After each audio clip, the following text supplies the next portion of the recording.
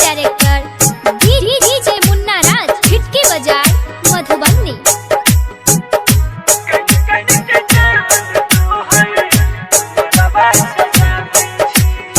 आप सुन रहे हैं संदीप सुमन को।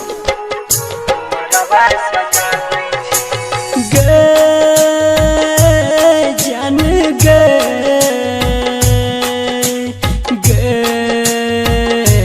जान रही तू जान हमर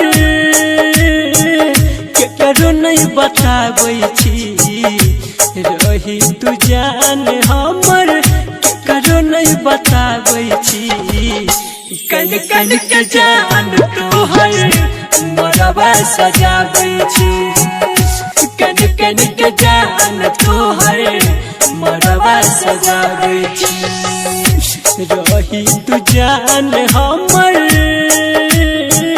केकरो नहीं बताबै छी। रही तू जान हमर केकरो नहीं बताबै छी। कन कन के जान तोहर मोरबा सजाबै छी।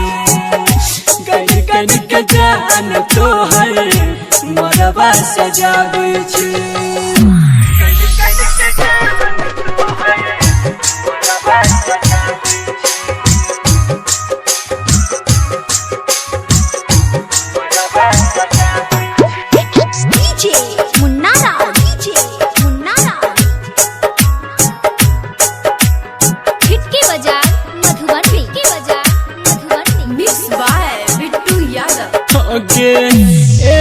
उनकिन को तोरा हमर ख्याल गे दूसरा नाम के मेहदी से हाथ कर ले लाल गे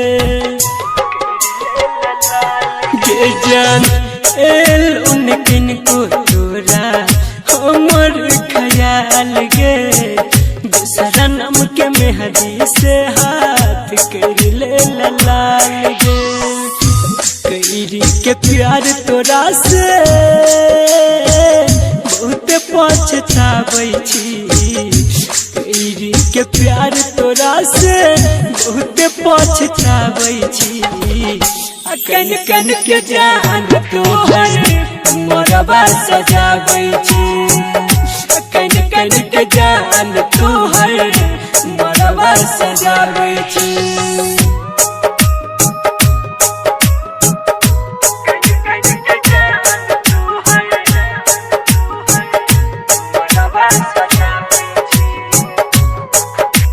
म्यूजिक डायरेक्टर डीजे मुन्ना राज खिड़की बाजार मधुबनी।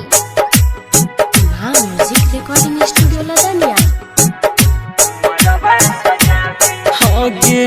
पहिर का जान तोई शादी के जोड़ा गे चल जोबे छोड़ का हमरा होते सवेरा गे। पहिर का जान तोई शादी के जोड़ा गे चल जोबे छोड़ का हमरा होते सवेरा गे। राइटर बीके के दुनिया उजारै छी। संदीप सुमन के किया दुनिया उजारै छी।